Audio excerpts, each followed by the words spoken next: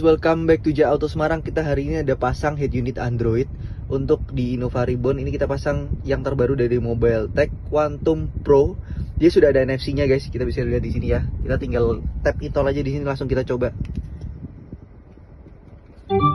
Langsung dia baca, langsung keluar saldonya guys. Keren, udah ada di SP-nya di sini. Kita bisa atur suara semua di sini, equalizer-nya. Kita langsung tes aja suaranya.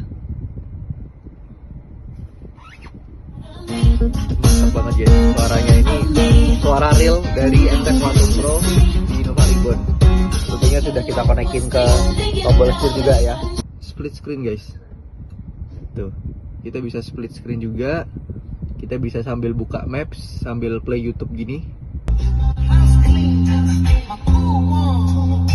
Oke banget ya guys, kita bisa langsung play split screen gini.